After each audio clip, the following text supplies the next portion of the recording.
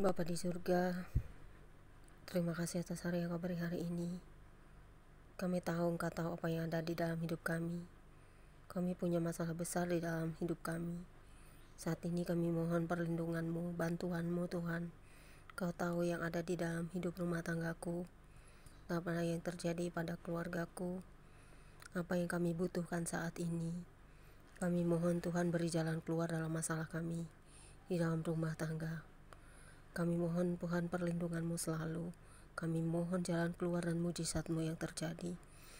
Kami mohon pasti ada jalan di dalam hati, di dalam lubuk kami yang paling dalam. Kami hanya membutuhkan Tuhan. Tidak ada manusia yang bisa menjadi teman curhat yang sejati. Jikalaupun kami bercerita kepada manusia, tentulah manusia hanya bisa melihat luar dan apa yang terjadi berhari-hari selama hidup kami di dunia. Tetapi mereka tidak tahu masalah sesungguhnya di dalam kehidupan rumah tangga kami.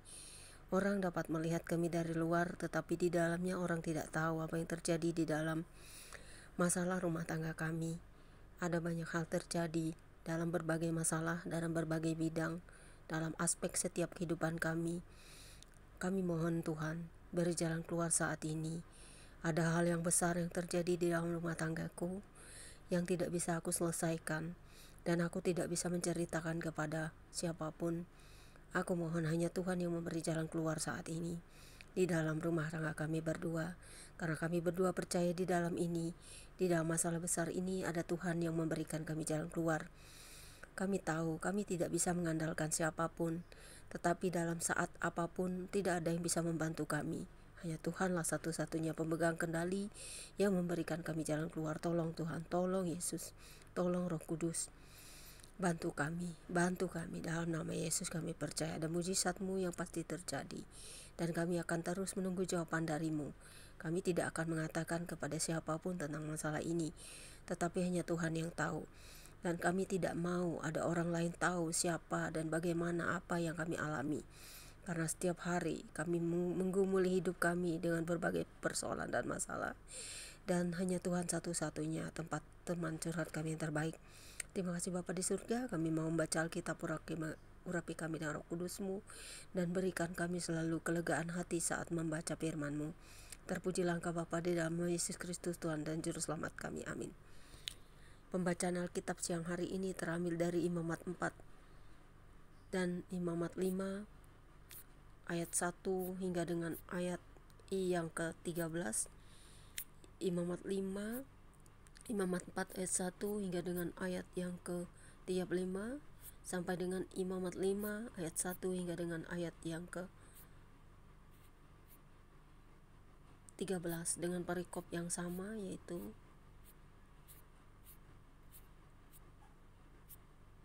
korban penghapus dosa, yang berbunyi demikian. Tuhan berfirman kepada Musa, katakanlah kepada orang Israel, apabila seseorang tidak dengan sengaja berbuat dosa dalam sesuatu hal yang dilarang Tuhan, dan ia memang melakukan salah salah satu daripadanya, maka jikalau yang berbuat dosa itu imam yang diurapi sehingga bangsanya turut bersalah, haruslah ia mempersembahkan kepada Tuhan karena dosa yang telah diperbuatnya itu seekor lembu jantan muda yang tidak bercela sebagai korban penghapus dosa. Ia harus membawa lembu itu ke pintu kemah pertemuan ke hadapan Tuhan, lalu ia harus meletakkan tangannya ke atas kepala lembu itu dan menyembelih lembu itu di hadapan Tuhan. Imam yang diurapi itu harus mengambil sebagian dari darah lembu itu, lalu membawanya ke kemah pertemuan.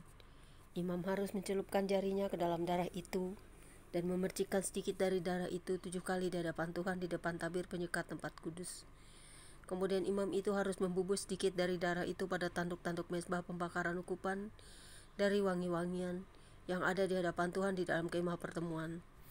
Dan semua darah selebihnya harus dicurahkannya kepada bagian bawah mezbah korban bakaran yang di depan pintu kemah pertemuan. Segala lemak lembu jantan korban penghapus dosa itu harus dikhususkannya dari lembu itu, yakni lemak yang menyelubungi isi perut dan segala lemak yang melekat pada isi perut itu. Dan lagi kedua buah pinggang dan lemak yang melekat padanya yang ada pada pinggang dan umbai hati yang harus dipisahkannya beserta buah pinggang itu. Sama seperti yang dikhususkan dari lembu korban keselamatan, imam harus membakar semuanya di atas mezbah korban bakaran.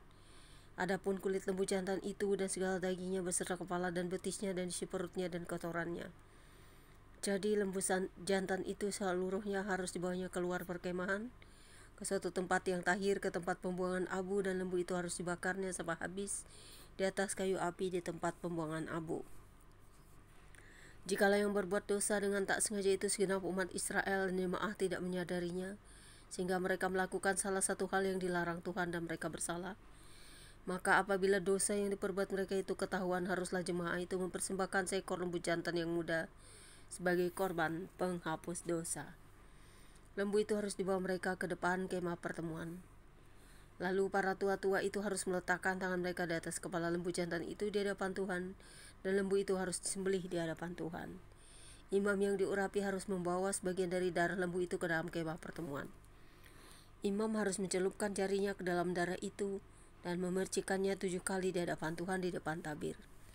Kemudian dari darah itu harus dibubuhinya sedikit pada tanduk-tanduk mezbah yang di hadapan Tuhan di dalam kemah pertemuan, dan semua darah selebihnya harus dicurahkannya kepada bagian bawah mezbah korban bakaran yang di depan pintu kemah pertemuan. Segala lemak harus dikhususkannya dari lembu itu dan dibakarnya di atas mezbah. Beginilah harus diperbuatnya dengan lembu jantan itu, seperti yang diperbuatnya dengan lembu jantan korban penghapus dosa. Demikianlah harus diperbuatnya dengan lembu itu. Dengan demikian imam itu mengadakan pendamaian bagi mereka, sehingga mereka menerima pengampunan. Dan haruslah ia membawa lembu jantan itu keluar perkemahan, lalu membakarnya sampai habis seperti ia membakar lembu lembu jantan yang pertama. Itulah korban penghapus dosa untuk jemaah. Jikalau yang berbuat dosa itu seorang pemuka yang tidak dengan sengaja melakukan salah satu hal yang dilarang Tuhan Allahnya, sehingga ia bersalah, maka jikalau dosa yang telah diperbuatnya itu diberitahukan kepadanya, haruslah ia membawa sebagai persembahannya seekor kambing jantan yang tidak bercela. Lalu haruslah ia meletakkan tangannya ke atas kepala kambing itu dan menyembelihnya di tempat yang biasa orang menyembelih korban bakaran di hadapan Tuhan. Itulah korban penghapus dosa. Kemudian haruslah imam mengambil dengan jarinya sedikit dari darah korban penghapus dosa itu, lalu membubuhnya pada tanduk-tanduk mezbah korban bakaran. Darah selebihnya haruslah dicurahkannya kepada bagian bawah mezbah korban bakaran. Tetapi segala lemak harus dibakarnya di atas mezbah, seperti juga lemak korban keselamatan. Dengan demikian imam mengadakan pendamaian bagi orang itu karena dosanya, sehingga ia menerima pengampunan. Jikalau yang berbuat dosa dengan tak sengaja itu seorang dari rakyat jelata dan ia melakukan salah satu hal yang dilarang Tuhan, sehingga ia bersalah, maka jikalau dosa yang telah diperbuatnya itu diberitahukan kepadanya, haruslah ia membawa sebagai persembahannya karena dosa yang telah diperbuatnya itu seekor kambing betina yang tidak bercela. Lalu haruslah ia meletakkan tangannya ke atas kepala korban penghapus dosa dan menyembelih korban itu di tempat korban bakaran. Kemudian imam harus mengambil dengan jarinya sedikit dari darah korban itu, lalu membubuhnya pada tanduk-tanduk mezbah korban bakaran. Semua darah selebihnya haruslah dicurahkannya kepada bagian bawah mezbah. Tetapi segala lemak haruslah dipisahkannya, seperti juga lemak korban keselamatan dipisahkan. Lalu haruslah dibakar oleh imam di atas mezbah menjadi bau yang menyenangkan bagi Tuhan. Dengan demikian imam mengadakan pendamaian bagi orang itu sehingga ia menerima pengampunan. Jikalau ia membawa seekor domba sebagai persembahannya menjadi korban penghapus dosa, haruslah ia membawa seekor betina yang tidak bercela. Lalu haruslah ia meletakkan tangannya ke atas kepala korban penghapus dosa itu dan menyembelihnya menjadi korban penghapus dosa di tempat yang biasa orang menyembelih korban bakaran. Kemudian imam harus mengambil dengan jarinya sedikit dari darah korban penghapus dosa itu, lalu membubuhnya pada tanduk-tanduk mezbah korban bakaran. Semua darah selebihnya haruslah dicurahkannya kepada bagian bawah mezbah. Tetapi segala lemak haruslah dipisahkannya, seperti juga lemak domba korban keselamatan dipisahkan. Lalu imam harus membakar semuanya itu di atas mezbah, di atas segala korban api-apian Tuhan. Dengan demikian imam mengadakan pendamaian bagi orang itu karena dosa yang telah diperbuatnya, sehingga ia menerima pengampunan. Apabila seseorang berbuat dosa, yakni jika ia mendengar seorang mengutuki dan ia dapat naik saksi karena ia melihat atau mengetahuinya, tetapi ia tidak mau memberi keterangan, maka ia harus menanggung kesalahannya sendiri. Atau bila seseorang kena kepada sesuatu yang najis, baik bangkai binatang liar yang najis atau bangkai hewan yang najis, atau bangkai binatang yang mengeriap yang najis. Tanpa menyadari hal itu, maka ia menjadi najis dan bersalah. Atau apabila ia kena kepada kenajisan berasal dari manusia, dengan kenajisan apapun juga ia menjadi najis tanpa menyadari hal itu, tetapi kemudian ia mengetahuinya, maka ia bersalah. Atau apabila seseorang bersumpah teledor dengan bibirnya hendak berbuat yang buruk atau yang baik, sumpah apapun juga diucapkan orang dengan teledor tanpa menyadari hal itu, tetapi kemudian ia mengetahuinya, maka ia bersalah dalam salah satu perkara itu. Jadi, apabila ia bersalah dalam salah satu perkara itu, haruslah ia mengakui dosa yang telah diperbuatnya itu. Dan haruslah ia mempersembahkan kepada Tuhan sebagai tebusan salah karena dosa itu seekor betina dari domba atau kambing menjadi korban penghapus dosa. Dengan demikian imam mengadakan pendamaian bagi orang itu karena dosanya. Tetapi jikalau ia tidak mampu untuk menyediakan kambing atau domba, maka sebagai tebusan salah karena dosa yang telah diperbuatnya itu, haruslah ia mempersembahkan kepada Tuhan 2 ekor burung tekukur atau 2 ekor anak burung merpati. Yang seekor menjadi korban penghapus dosa dan yang seekor lagi menjadi korban bakaran. Haruslah ia membawanya kepada imam, dan imam itu haruslah lebih dulu mempersembahkan burung untuk korban penghapus dosa itu. Dan haruslah ia memulas kepalanya pada pangkal tekuknya, tetapi tidak sampai terpisah sedikit dari darah korban penghapus dosa itu, haruslah dipercikannya ke dinding mezbah. Tetapi darah selebihnya haruslah ditekan keluar pada bagian bawah mezbah, ulah korban penghapus dosa. Yang kedua, haruslah diolahnya menjadi korban bakaran sesuai dengan peraturan. Dengan demikian imam mengadakan pendamaian bagi orang itu karena dosa yang telah diperbuatnya, sehingga ia menerima pengampunan. Tetapi jikalau ia tidak mampu menyediakan 2 ekor burung tekukur atau 2 ekor burung merpati, maka haruslah ia membawa sebagai persembahannya karena dosanya itu 1/10 eva tepung yang terbaik menjadi korban penghapus dosa. Tidak boleh ditaruhnya minyak dan dibubuhnya kemenyan di atasnya, karena itulah korban penghapus dosa. Lalu haruslah itu dibawanya kepada imam, dan imam itu haruslah mengambil daripadanya segenggam sebagai bagian ingat-ingatannya, lalu membakarnya di atas mezbah di atas segala korban api-apian Tuhan. Itulah korban penghapus dosa. Dengan demikian imam mengadakan pendamaian bagi orang itu karena dosanya dalam salah satu perkara itu, sehingga ia menerima pengampunan.